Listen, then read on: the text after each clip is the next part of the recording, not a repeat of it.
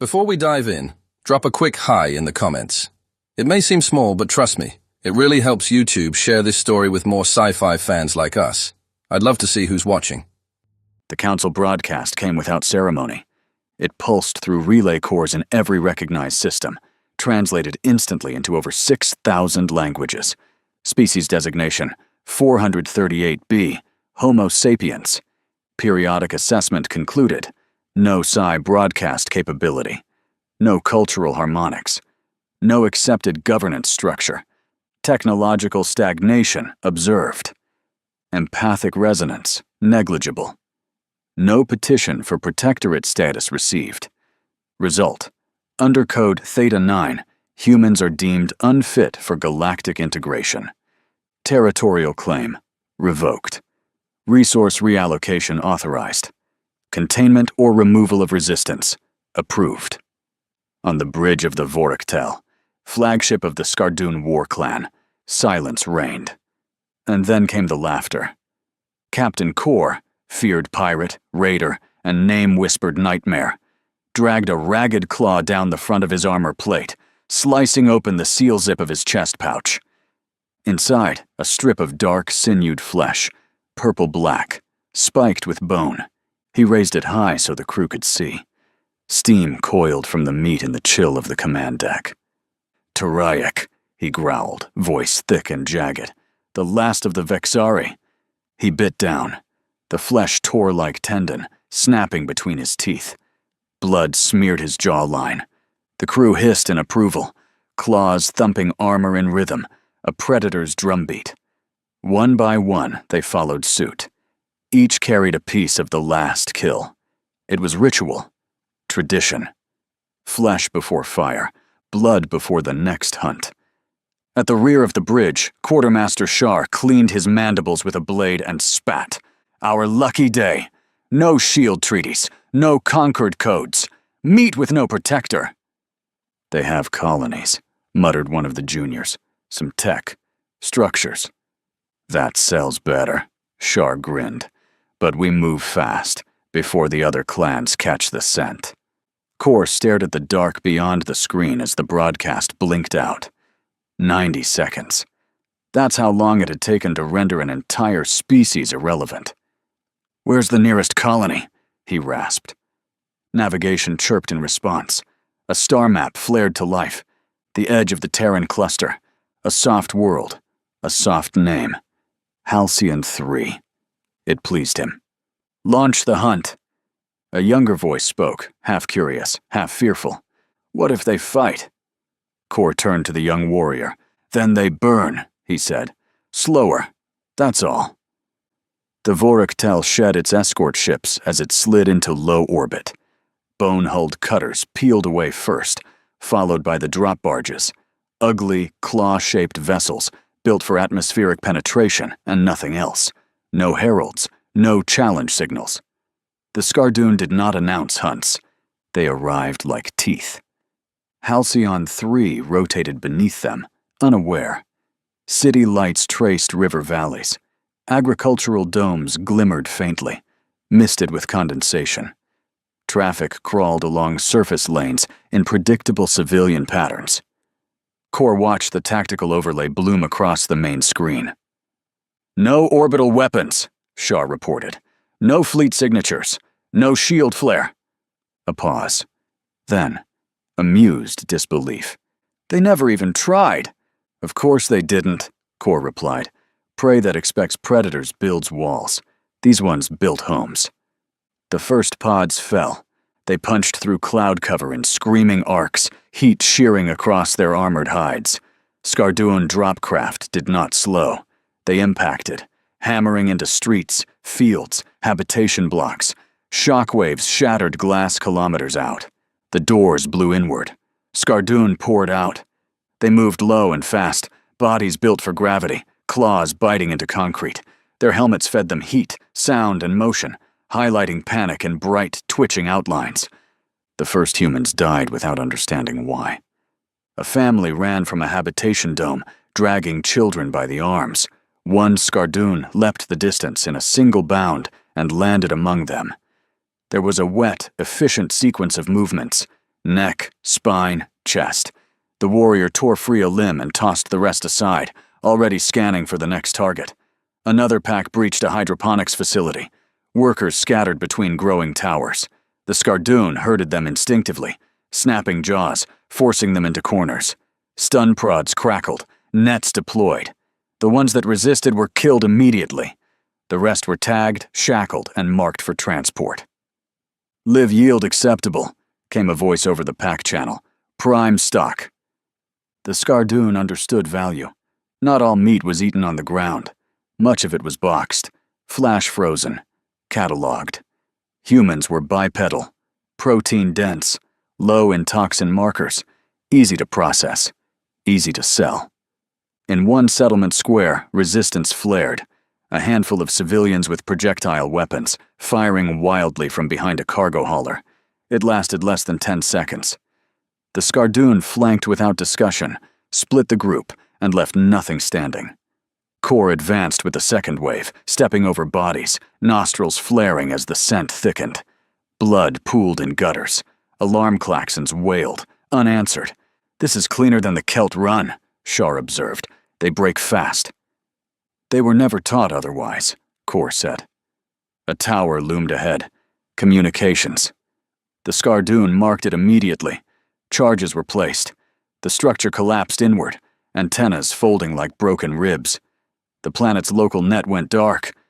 Silence followed, then screaming. Core paused, surveying the burning settlement, the moving packs, the loading barges already lifting back toward orbit, heavy with cargo. No counterfire, no reinforcements, no warning. He bared his teeth. Behind him, Shar laughed and keyed the profit tally, watching the numbers climb as human biomass was secured. "Our holds will be full," the quartermaster said, "and the markets will pay well. Soft-world meat always does."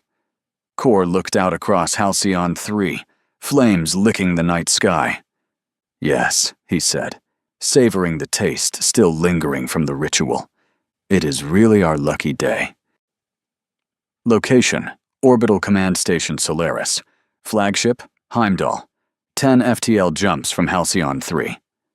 The command deck of Solaris had gone silent the moment the Galactic Council broadcast began streaming across open channels. It was intended as a diplomatic update, but everyone on board recognized what it really was: a verdict. "This decision is final and will not be revisited for another 20 cycles," said a cloaked council minister. "We thank you for your attention." The feed ended. Admiral Edmund Craig stood still, fists clenched behind his back. He didn't speak. They just made it legal. The council hadn't declared war on humanity. It had done something worse. It had cleared the path for others to do so, with no consequences. The silence was broken not by speech, but by static. A red light blinked to life on the comm table. Incoming priority signal. Source: Halcyon 3. Encrypted. Partial packet. Craig stepped forward. "Patch it through." The hologram bloomed, warped and jittering with interference. Screams cut through static. Weapons fire. Then the voice. "Incoming fire, multiple impacts. Non-human craft, civilian loss. They are pirates. Tell the other colonies. Don't let them take us quietly." The signal died. No screams after that. No sound at all. Craig didn't blink, just turned to his XO. "Juan, connect me to every colony channel west of Canis Drift. Full priority override." Ortega moved fast. 12 systems. Civilians, cargo lanes, independents, all of them. The channel connected. A mosaic of anxious faces flickered to life. Craig leaned forward. His voice was low, calm, unshakable. "This is Admiral Edmund Craig, Command Station Solaris. We've received confirmed aggression against Halcyon 3. The attack was predatory, coordinated, and genocidal. No known Council faction has acknowledged the strike. We are 10 jumps out. Too far to rescue, not too far to answer. Evacuate immediately. All colonies near Cygnus Verge. Initiate full retreat. If you don't have weapons, don't stop. If you don't have ships, find one. Get out and come here. Your fallback vector is Heimdall Command. We consolidate. We regroup. We don't kneel. And if your people are afraid, good. So are the ones coming for us. They just don't know it yet. He closed the channel without questions. Behind him, Ortega's voice was tight. Sir, if this is the Council's new doctrine. Craig turned. Then, we just got a green light to start breaking doctrine. Sir, we're still too far from Halcyon. We are not going there. Get me deep-range scans, pirate chatter, black market activity, any fleet movement out of the Maw regions. Aye. Craig looked out the forward viewport. From Solaris, Earth was just a blur. But every colony, every child, every broken treaty lived in his chest like an oath. Juan Ortega returned 20 minutes later with a grim face and a datapad gripped tight in one hand. Craig didn't need the words. He could read the war in his eyes. They confirmed it? The Admiral asked. Ortega nodded. We traced residual propulsion trails from the Halcyon 3 site. Multiple thermal spikes. Engine signatures consistent with Scardoon War Clan cruisers. Older models, but modified. Cloaked entry. Full energy discharge. No survivors. Craig's shoulders tensed. The pirates didn't just hit and run, Ortega added. They harvested. Cold holds on their ships are full. Craig's jaw locked. Before he could speak, his private comm line pulsed green. Encrypted. Non-council frequency. Ortega glanced at the display. Sir, incoming. Unknown signature. Not council. I know who it is, Craig said. Bridge comm sealed. I take this alone. Craig stepped into the secure chamber and activated the link. The holo display flared to life, its surface rippling like disturbed water as the image stabilized. Within the shifting blue lattice, a figure resolved. Deep blue skin, fin-fringed features, eyes adapted to pressure and darkness. The Varnkai, amphibious, elegant, quiet, ancient. They held a seat in the council, silent, ceremonial. But their allegiance to humanity was a secret they buried beneath protocol. Officially, they didn't exist outside their homeworld, Karith Voss, a drowned planet of methane oceans and glacial tides. The being in the holo dipped its head. Admiral Craig. Varen Kell, Craig replied. It's been a long time. Varen Kell's throat sacs shifted slightly, the Varnkai version of emotion. We received word of Halcyon 3. The Scardoon are not the only war fleet stirring. My sources confirm activity in the Cygnus Maw, the Fractured Belt, and the Old Void corridors. The smell of open season is spreading. The Council's broadcast was a message, not to you, to them. Permission without consequence. Craig nodded grimly. We warned you this day might come, Varen Kell said, and in silence we have prepared. We honor the pact your ancestors forged with ours, when your species shared oxygen tech to lift us from our oceans. Without that, we would still be drowning in our own world. For decades, we have sent you schematics, shield lattice cores, enhanced coil disruptors, and we will send you more. But you must leave. Return to Sol. Fortify your birth system. The outer colonies are exposed. You will be hunted. Craig shook his head once. Slow. Final. No, he said. We run now. We bleed the whole way back. The Council's verdict wasn't exile. It was extinction. Just spaced out over the distance and time. Varen Kell narrowed his eyes. You intend to stand? Craig stepped forward. No, I intend to make them regret standing against us. The Varnkai leader remained silent for a long moment. Then, understood. We will prepare another shipment. You will receive it through your Trinus relay. No logs, no records. But our friendship remains, in light or shadow. Craig nodded. That's all we've ever needed. The link ended. Ortega re-entered moments later. More trouble? More truth, Craig said.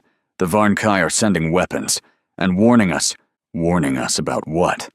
That the Scardoon are not the only threat. We're surrounded. The Council turned off the alarms, and now everyone thinks they can take a bite. Do we evacuate? Craig answered right away. No, we prepare for war. The Council marked us as prey, he said. Then let them hear what happens when prey bites back. The first refugee ships came in quiet. No victory chants, no signal flares, just hulls scarred from atmosphere burns, transponders locked tight, and drives bleeding heat. They settled into orbit above Heimdall Command one at a time, silent ghosts dropping into sanctuary. Admiral Craig stood at the viewport on Solaris Station's upper deck, watching the inbound paths. Most were colony liners, retrofitted haulers with extra life support layers bolted into cargo bays. A few were farming ships, long and skeletal, still stinking of algae rot and protein tanks. Not a single warship among them. But they had made it. They came fast, Ortega said at his side, arms folded tight. Too fast for any raiders to intercept. Craig didn't look away from the glass. They were the closest. The Predators haven't pushed that far yet. Behind him, command staff processed docking permissions and incoming medical requests. Craig stayed silent, watching the stars. 17. Jumps out. In the black lanes beyond Cygnus Verge, the rest of the human fleet was still running. 3 colony convoys had linked up hours earlier. Calder Reach, Ararat 9, and Wayland's Edge. Different founders, different histories, now flying as one. Their formation was ugly, improvised. 15 ships in a tangled gravity braid, sharing ECM pulses and heat dispersion. Calder's blocky mining freighters shielded the larger agricultural lifeboats from Ararat. Wayland's sleek courier craft ran ahead, scanning lanes and feeding jump nav telemetry back into the group. Inside the command deck of the Trillium Wake, Wayland's lead vessel, Commander Ilias Vore ran his hands along the glass surface of the holomap. Routes flickered. Warnings blinked. "Disruption spikes in Sector Theta," said his comms tech. "Someone's bleeding drive heat too early." "Zurkol patrols," Vore said. "They're already hunting." The crew fell silent. The Zurkol ships came out of the maw like knives. Fast, lean, plasma-sheared hulls glowing dull red from the drive cores. 3 of them, banking hard across the convoy's trajectory, cutting through black space with surgical intent. They didn't fire immediately. Zurkol hunted like wolves, fast, quiet, overwhelming. One pass, then board and harvest. "Brace pattern," Vore said. "Run it clean." The fleet pulled tighter. Shield layers overlapped. Ararat's lifeboats ducked behind Calder's armor plating. Wayland's 2 rear scouts broke formation, dropping countermeasures and lighting dummy beacons. The Zurkul ignored them. They came straight for the center of the convoy. One of Calder's old strip miners took the first hit, a precision plasma Lertones that sliced its port nacelle clean off. No explosion, just silent venting and a slow, deadly spin. Then the raiders closed. Breacher pods launched, fast, bone-white cylinders that drilled into hulls and split open like parasitic claws. But the humans were not defenseless. The Trillium Wake rolled hard to port and fired from its underbelly. Not standard railguns, but mag-cored tungsten spikers, built in secret for orbital break siege. One of the pods detonated mid-flight, split apart in a sharp flash of metal. Ararat 9's lead barge jettisoned 4 storage containers, not to flee, but to detonate. They were old nitrogen tanks, converted into directional pulse bombs, rigged by hand. 2 of the raiding ships swerved late. One clipped the edge of the blast and lost attitude control. "Zurkol backing off," Vore's weapons chief barked. "They weren't ready for that." "Of course not," Vore said. "They thought we'd scream and die." The 3rd Zurkol ship circled back, lining up for a broadside run. Then space cracked open again. Scardoon ships dropped from slipspace, heavier, darker, shaped like serrated bone spears. No formation, no warning, just hunger. The Zurkol ship veered off instantly. Kor's war clan had come to claim the prize, but the Zurkol weren't interested in sharing. No words exchanged, just weapons fire. Scardoon plasma arcs lanced across the Zurkol's bow. The Zurkol replied with hyperburst kinetics. Armor sparked and tore. A fight ignited between predators. Vicious, sudden, territorial. Vor watched it unfold with a clenched jaw. "Now," he said. "Every ship. Jump vector to Heimdall. Fire retros. Burn everything we don't need. Get us out of this graveyard." The convoy lit its engines. Behind them, raider ships slammed into each other. Two clans, same goal, same prey, but no discipline. The human fleet vanished in the slipstream, engines howling. But Trillium Wake didn't jump with them. Not yet. It hung back, alone, rotating slowly. On its ventral side, one last weapon charge built silently. A stolen Varnkai-designed pulse warhead, shielded from scans. When it fired, the pulse lanced across space and slammed into a Skardoon scout ship mid-maneuver. The impact cracked its armor, spun it hard, and left it drifting. Inside the Skardoon bridge, a pilot bellowed in fury. "Who?" "No impact warning," another hissed. "No targeting trace." Then how did they— The bridge went quiet, tension crawling into the silence. "Zirkul sabotage?" someone muttered. "Or Trigon car tech?" No answer came. The Trillium Wake blinked out, unnoticed and perfectly forgotten. Hours later, in Heimdall orbit, Admiral Craig watched the second wave arrive. 15 ships dropped from FTL, scarred, smoking, but intact. Ortega exhaled. They made it. Craig didn't speak at first. He just watched the telemetry scroll. Ortega tapped his console. "Captains from the 3 colony convoys are requesting a joint debrief. They're already in holding." "Clear them through," Craig said. He stepped back from the viewport, jaw locked tight. "I want everything they saw, every jump, every contact, from all of them." Ortega nodded and turned away. Craig remained still for a long moment, watching the dark beyond the station glass. "The Galaxy still think we're running," he said quietly. "Let them." The debrief room in Heimdall Command wasn't built for comfort. It was built to make people speak quickly and think clearly. 3 captains sat at the far end of the reinforced table, each from a different colony, each marked by exhaustion, by loss, by survival. Craig stood at the head, Ortega beside him. The lights were clinical. The atmosphere was airlocked silence. Craig didn't start with questions. He let them speak. Captain Darren from Calder Reach went first. Sharp voice, all angles. He outlined the ambush, the Zurkul intercept vectors, and the mining haulers' shield stacking. Captain Rail from Ararat. 9 followed, calm, medical. Explained how her crew rerouted power from atmospheric processors to engine buffers, how they moved behind the miners and kept the civvy hulls from collapsing under pressure. Both spoke like survivors. Then Craig turned to the 3rd. Commander Ilias Vore didn't move. He'd been quiet through it all, elbows on the table, fingers steepled, still wearing half his jump harness. No ceremony. "Trillium Wake was last to jump," Craig said. "Explain." Vore looked up. "No damage on our side. No borders. No lock.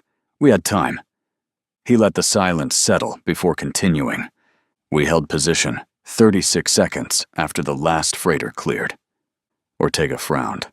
"Why?" Vore answered without blinking. "To confirm something."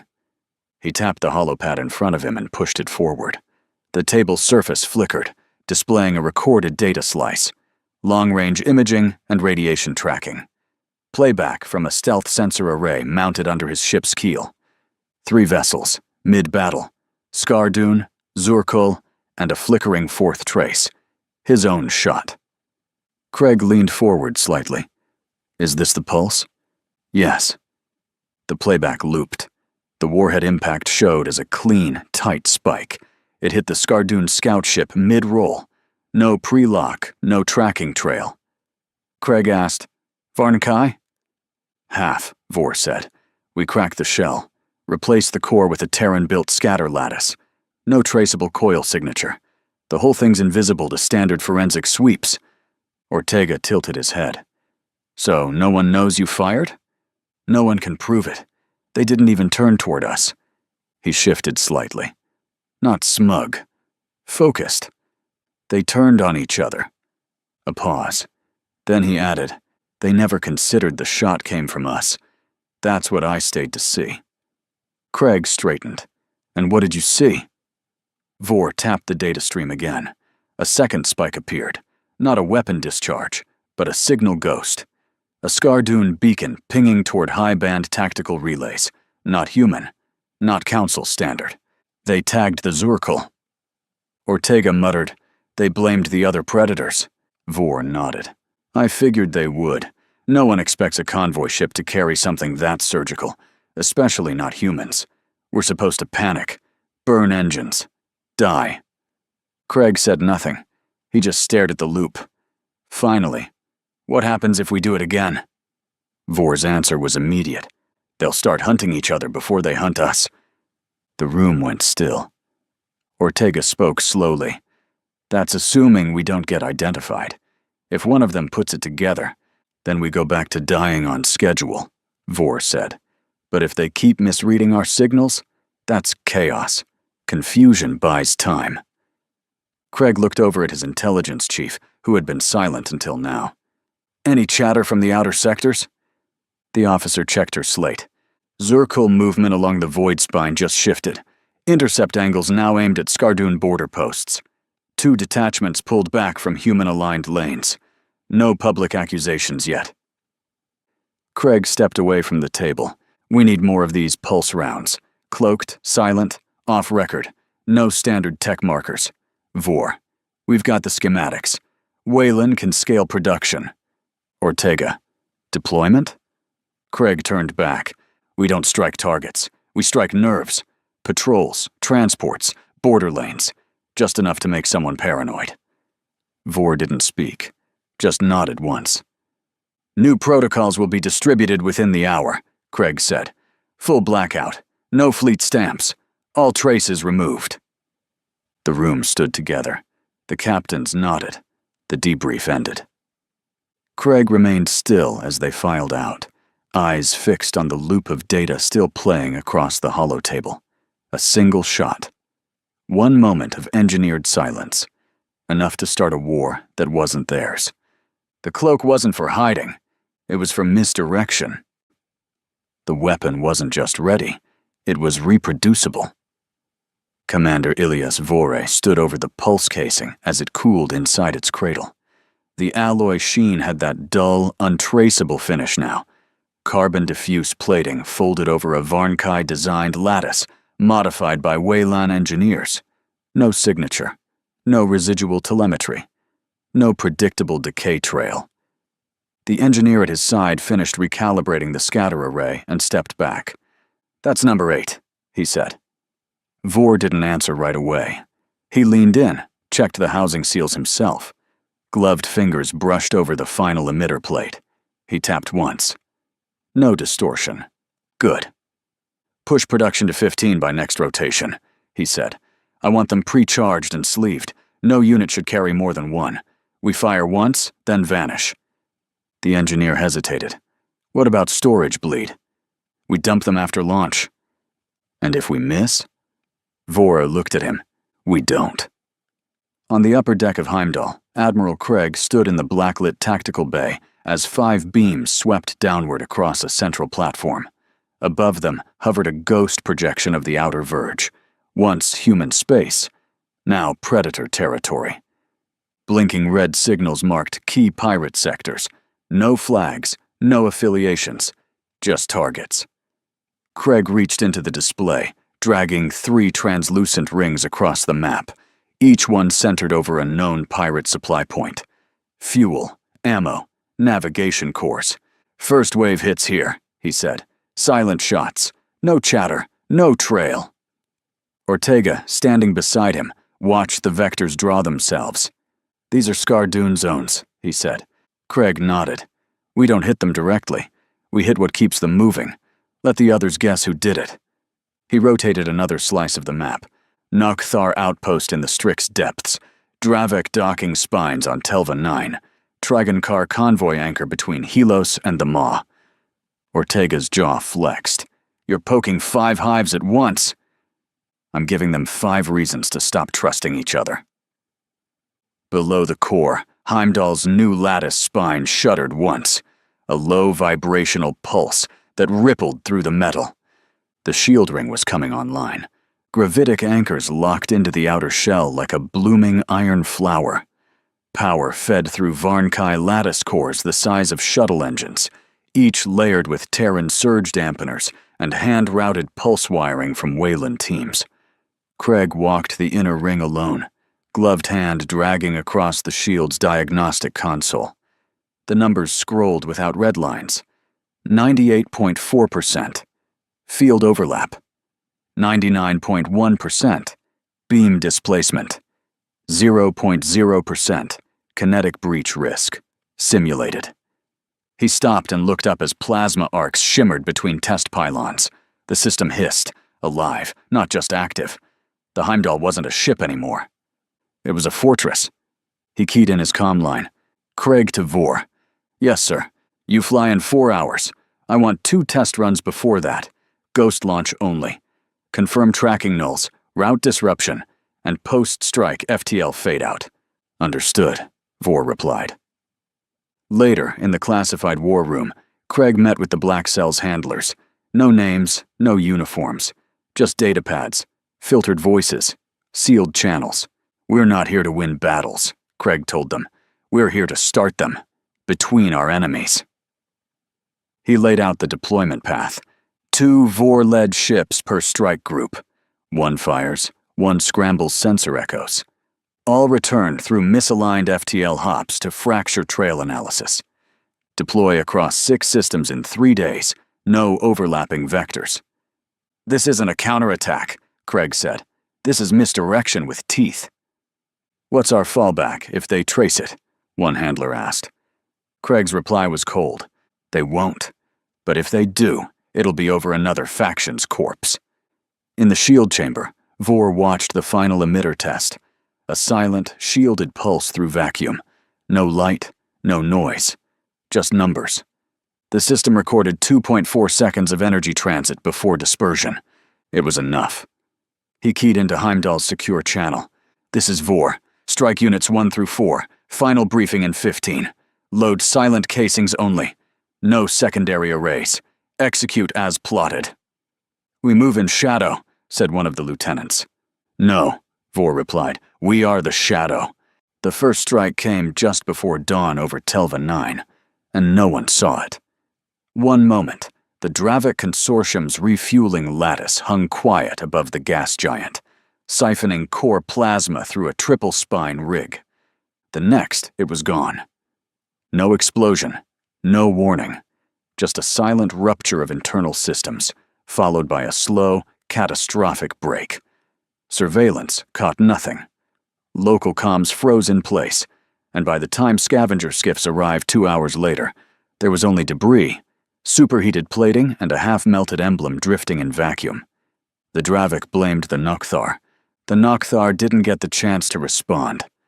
Their own deep space relay, hidden in the Strix depths, ruptured 4 hours later in an identical pattern, a precision pulse that bypassed their shield grid and fried every backup system from the inside out.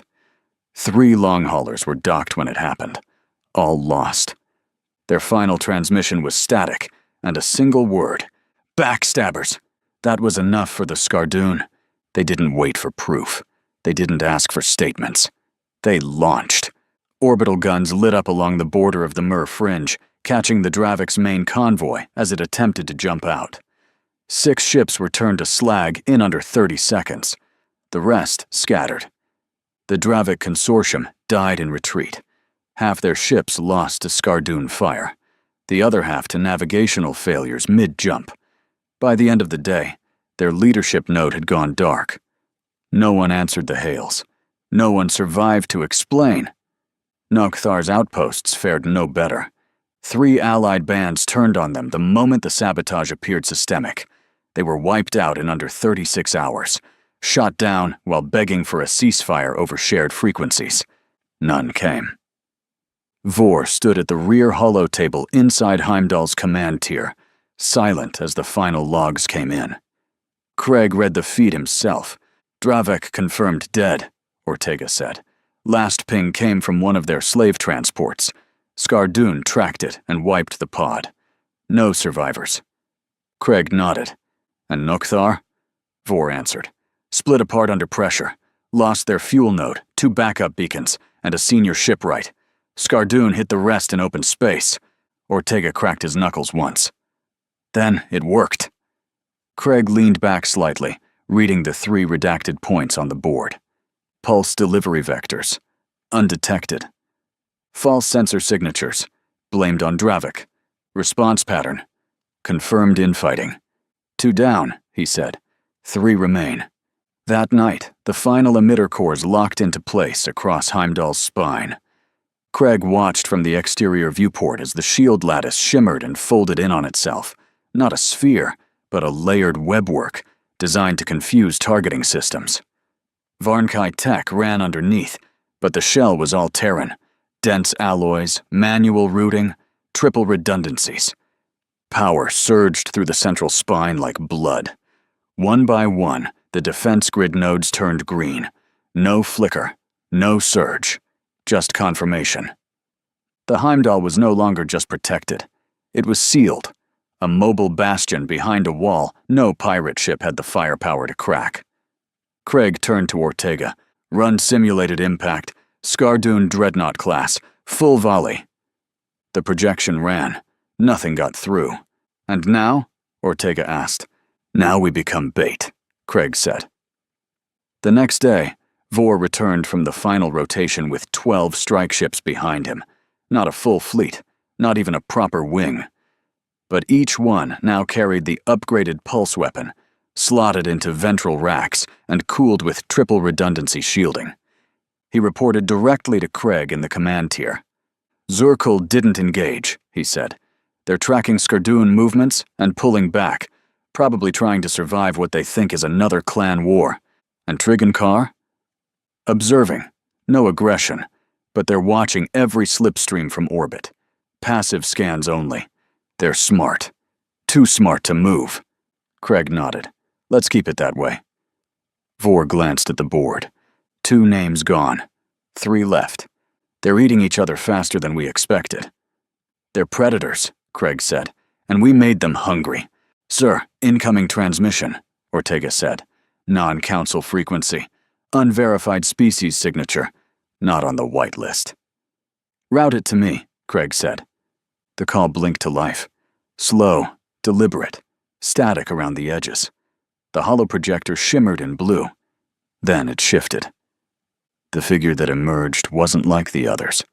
Tall, bipedal, scale-bound skin with dull copper plates grown into the shoulders, head ridged with 4 low crests, no mouth visible, only a glowing vocal aperture near the collarbone.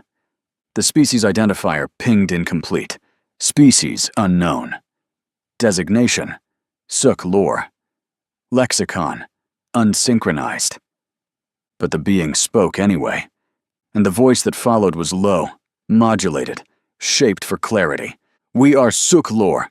You do not know us, but we know you. Craig said nothing. We fled a region you do not chart. The enemies we fled do not follow your codes. We were prey, hunted, bled, exiled from our own flame worlds. The image flickered, showing burned wreckage behind them, fragments of skiffs, cargo hulls, and what looked like low-atmo habitats. For cycles, we moved, escaping one predator only to find another. We left our dead in too many skies. Ortega's voice broke the silence in a whisper. This is a diplomatic call. Craig nodded once. Let them speak. The Suk lore tilted their head. 1 cycle ago, while fleeing a raid corridor near the Cygnus Fringe, our final carriers dropped into a contested zone, the place you call Nokthar space. Ortega stiffened. They were there? We expected slaughter, but we saw something else. We saw predators, turning on each other. Not wild, not random. Directed, precise, as if guided by invisible hand. The image shifted again, showing low-res sensor logs of a Skardoon ship firing on Nokthar, while another Nocthar vessel attempted to signal retreat. Then we saw you. Your vessels. Small. Fast. Not firing, but moving. And one of them exposed itself. Weak. Alone. Just enough for both clans to strike. Craig's eyes narrowed. Yes, the Suklor said. You drew the strike, and when they turned on each other, you left. No noise. No mark. They paused, letting the silence work. You turned the hunters into prey, without pulling a single trigger. Ortega crossed his arms. And now you want what? Sanctuary. The Suklor didn't react. No flinch, no anger. We do ask for sanctuary, he said, but not as cowards, not as cargo. We'll fight. You give us a place to stand. We'll help you hold the line. Craig's gaze narrowed. You offering warriors? The Suklor envoy nodded once. We are few, but not useless. Orbital refraction cloaks, stealth rigs, nav charts the Concord never mapped. We bring them. Craig stepped in. Why? Because we watched. You survive by adapting. We don't. Not well. Not fast enough. We want to learn. The holosignal hung steady, audio clean. Craig turned to Ortega. Get Vor on the deck, and prep a secure hangar. Ortega raised an eyebrow. You're bringing them in? Not yet, Craig said, but I want them face to face. He turned back to the projection. Suklor, this is Heimdall Command. How long until you reach docking range? The Suklor envoy tilted his head. 1 cycle, Admiral. Less if your skies stay clear. Craig nodded once. Good. Vector Delta 3. When you arrive, come slow, running cold. We see anything out of place. Your signal goes black. Understood, the envoy said. It is not in our nature to betray a pack we choose. The Suklor arrived with silence. No escort, no formation. Just 12 ships, shaped like folded daggers, gliding under Heimdall's outer sensors before revealing themselves. When they docked, they didn't step off with ceremony, just presence. Measured, scarred, alive. Craig met them face to face. Suklor Command wasn't organized by rank, but by memory. The one that spoke was old, even by their standards. Scaled plates dulled to a bronze hue, spine markings faded with time. No weapons visible, just resolve. We honor the line we asked to stand in, he said. We will follow your orders. Craig offered no speech. Just a nod. Then we begin today. But that was only the start. The second call came 8 hours later, encrypted, long wave, and modulated by harmonic resonance. Ortega frowned. It's not a language, it's sound patterns. Structured, but strange. Craig leaned forward. Loop it through bioacoustic filters. Something alive is sending this. The audio shifted. Subharmonics turned to tones. Tones turned to voice. This is the Arathi. You do not know our name. Most do not. A soft, musical frequency underscored every word, like speech riding a melody. We do not leave our world. We cannot. We are our world. The holomap displayed a glowing blue sphere. Raylos, a sun-synchronous planet wrapped in radiant bands and storms. Beneath those storms lived the Arathi. They had no military, no orbital presence, but they had something else. We are music, radiation. Our culture sings in frequencies, bound to our sun. Our shield is harmonic, born of resonance. It burns what touches it. The image flickered. A fleet of pirate ships hovered just above the ionosphere, weapons firing in rhythm. Plasma bursts, shock torpedoes. Nothing broke through.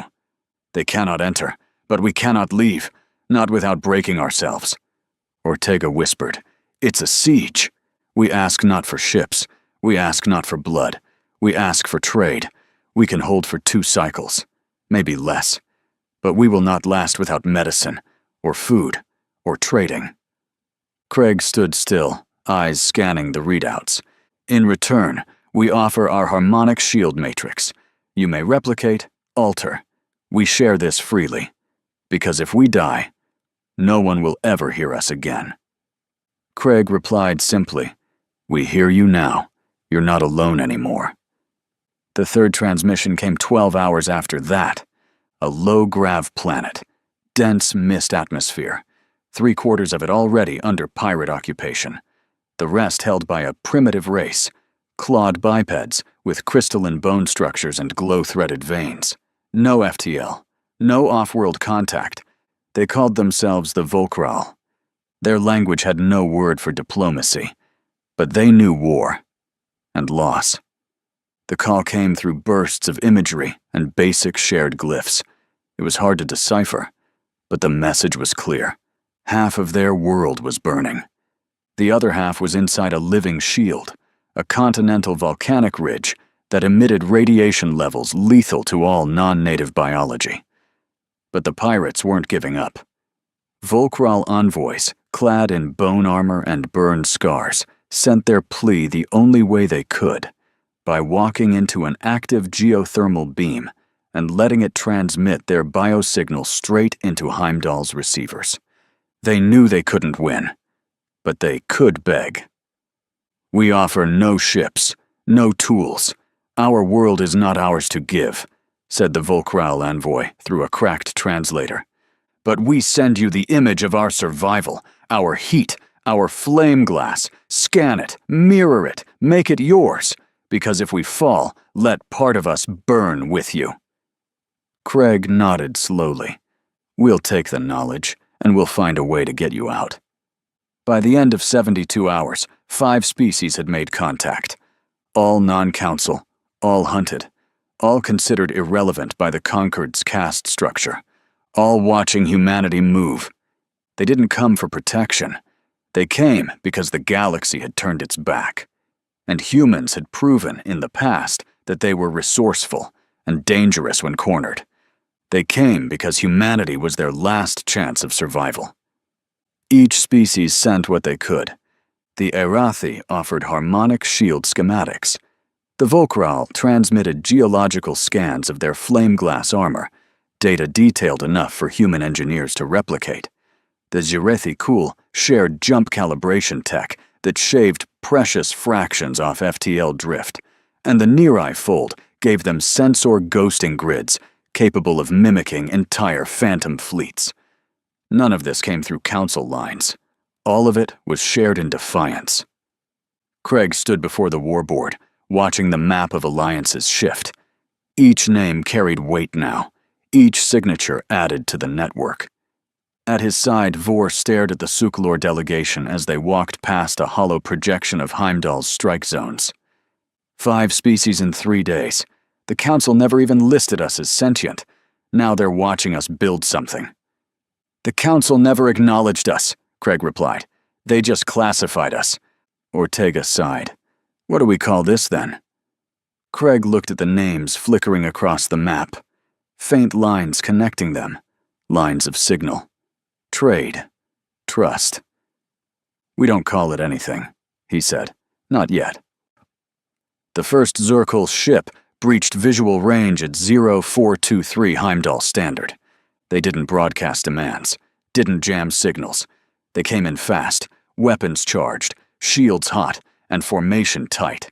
28 cruisers, 6 Dread-class ships with bone-sculpted hulls and plasma-bore spinal cannons. Trigon car ships decloaked 30 seconds later. 12, no markings, their matte black skin rippling with sensor-baffling tech. They kept their distance, flanking wide like patient executioners. Admiral Craig didn't flinch. He stood on Heimdall's upper command deck, watching the hostile fleet roll in across the hollow. "Ortega," he said, voice flat. "Are they hailing?" "No, sir. Full lock. Weapons free." "They think they've caught us unready," Craig said coldly. He glanced at the tactical officers. "Bring Heimdall's shield to full burn. Let them see we were waiting."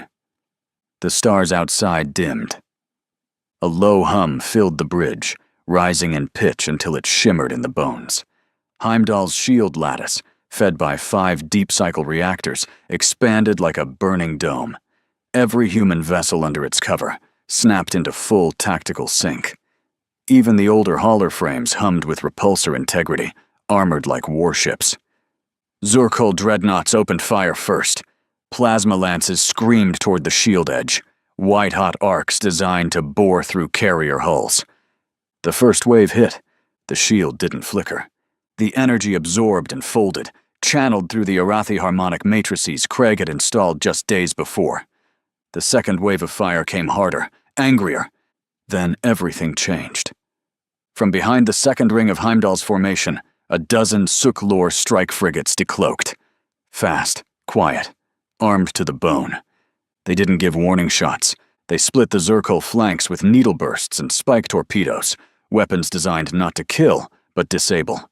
Targeting engines, power cores, escape vectors. In 3 minutes, the Zurkul formation turned into debris. Tragan car ships began to retreat. Craig didn't stop them. Not yet. He turned to Vor, waiting on the lower deck in full command armor. "You have your orders?" Vor nodded once. "We break them today." Zurkul homeworld. 9 hours later. The planet was called Naskarith, but the humans didn't need the name. Only the coordinates. The Zurkul had thought their distance would protect them. No strike fleet had ever come close to their core systems before. That mistake ended now. Commander Vor's fleet dropped from slipspace with no formation ceremony. Naskarith bristled with orbital defense stations and pulse platforms, the kind that shredded most fleets before they reached lower orbit. But Vor's ships didn't come in from orbit. They phase-jumped beneath it, using Zerethikul coils fused with Suklor stealth rigs, targeting a blind band just above the equator. It was narrow, unguarded, and mapped by nav charts the Zurkul didn't even know existed. By the time the orbital batteries began recalibrating, the human fleet was already in atmosphere and burning targets. They tore into orbit-to-ground relays, supply depots, fleet dry docks, and data centers. Anything that gave the Zurkul reach. Infrastructure disappeared in firestorms. Thermal barrages collapsed refinery towers. Craters bloomed across the polar lattice, where their manufacturing cores once stood. One Suklor frigate hit a central control nexus with a destabilizing sonic core. The blast didn't vaporize the site. It unfolded it, layer by layer, as if the building had been made of pages set alight. Zurkul Command responded too late, fractured, desperate, outranged. Their first wave of counter-assault cruisers were cut down before clearing Atmo. Their second wave turned back before reaching orbit. On Naskarith's northern hemisphere, Zurkul hatchery domes burned blue. Vor didn't stop at Naskarith. In the next 36 hours, his task force hit 3 more critical systems: staging worlds, resource moons, and encrypted comms hubs, not with fleet bombardment, with precision. No pirate slaves were killed, no civilian docks touched. This wasn't extinction. It was crippling. By the time the strike fleet vanished from long-range scans, Zurkul Command had lost 40% of its outer reach capacity. They weren't feared predators now. They were scavengers, blind, bleeding, and afraid of the next shadow.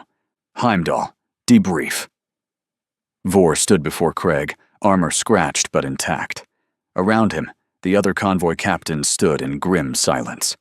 Suklor Command lingered in the shadows behind them, silent, watchful. "We're back," Vor said simply. Craig nodded. "Zurkul." "Shattered," Vor said. "Not dead, but afraid.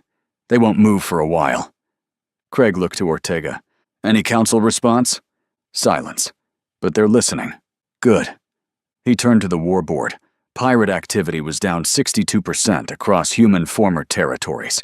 Skardun presence was static. Trigg and Carr had withdrawn to the edge of Maw space. Craig didn't relax. He stepped away from the board. "One down," he said. No one needed to ask who was next. Skardun Prime, 36 hours later. The planet was a fortress. Skardun Prime sat at the heart of a triple-star belt, cloaked in radiation storms and ringed with moons modified into weapons platforms. Their homeworld was shaped like a blade, jagged mountain ranges and volcanic trench lines glowing with war forges. The fleet arrived in staggered drops. Commander Vor led the first wave, Suk-Lor frigates slicing past the orbital defenses before they had time to triangulate. The human fleet followed, 39 ships in total, armed with pulse disruptors, near-eye, ghosting arrays, and Volcral flame-glass composite hulls. The Arathi shield harmonics folded Skarduun plasma back on itself. Their orbital stations melted first, not from direct hits, but from feedback overkill. Their own weapons turned against them. "Push hard," Vor ordered. "No retreats, no survivors." The Skarduun didn't beg, didn't run. They fought to the last. But they weren't just fighting ships. They were fighting technology they couldn't scan, tactics they didn't understand, and an alliance they hadn't even realized existed. It wasn't a battle.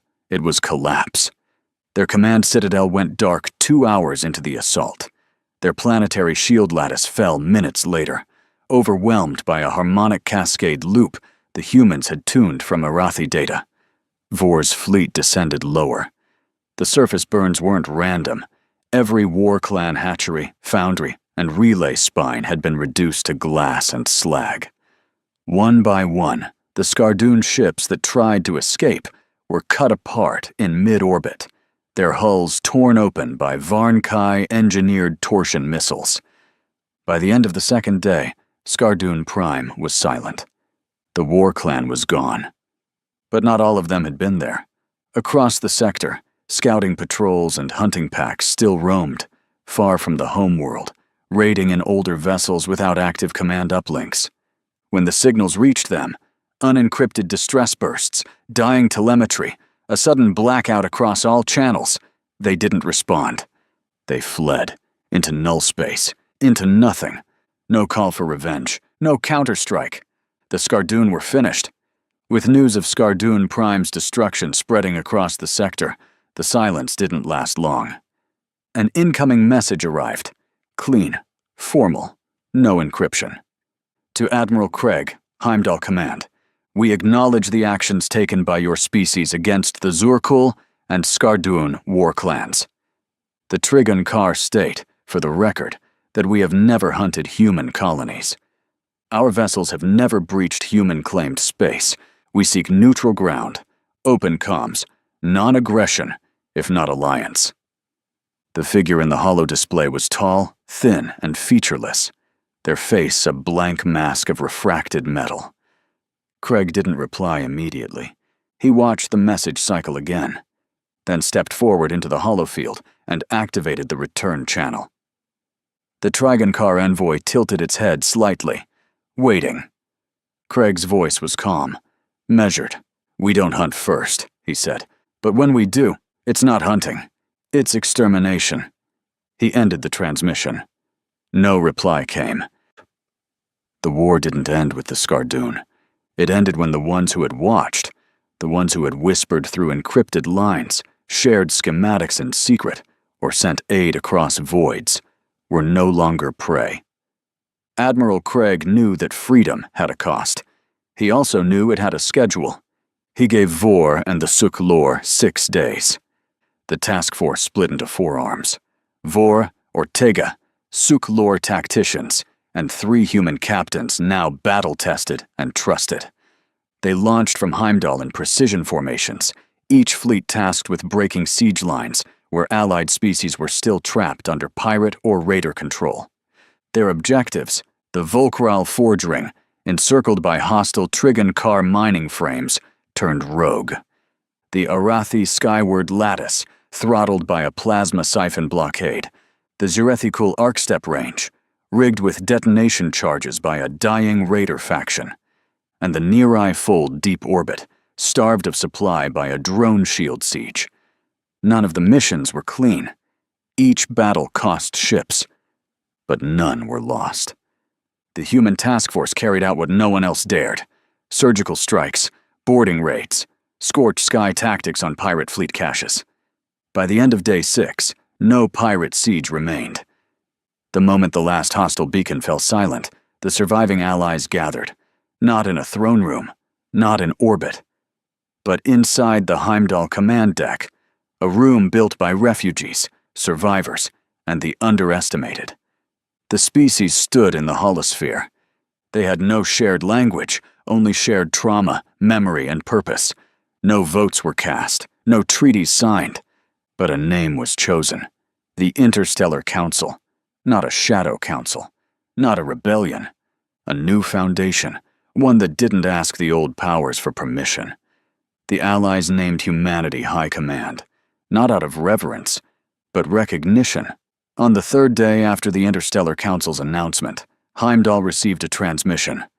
Direct, formal. Stamped with the official seal of the Galactic Concord, a High Council minister, draped in spectral silk, spoke in smooth, hollow tones. Humanity. We have observed your declaration. The foundation of an unsanctioned council violates Concord protocols. You may submit for review and potential admission to the Galactic Council. Alternatively, you may disband your unauthorized union and reintegrate. The message cut off mid-sentence. Craig had killed the link. The bridge was silent. Ortega didn't even blink. Craig leaned forward into the comms console and opened a return channel. To the Galactic Concord, he said, humans don't beg. We make our own rules. Craig let the message linger, just long enough for it to hit, then cut the feed. Hey there, space human. I'm really curious about your thoughts on this video. Drop a quick comment and let me know what's on your mind. Or just say hi if you prefer. Either way, I'd love to hear from you. Also, remember to check the pinned comment. Trust me, it's worth a look. Oh, and one last thing. I've chosen another video for you to watch. Just click the card here. Or here if you want the whole playlist. See you there.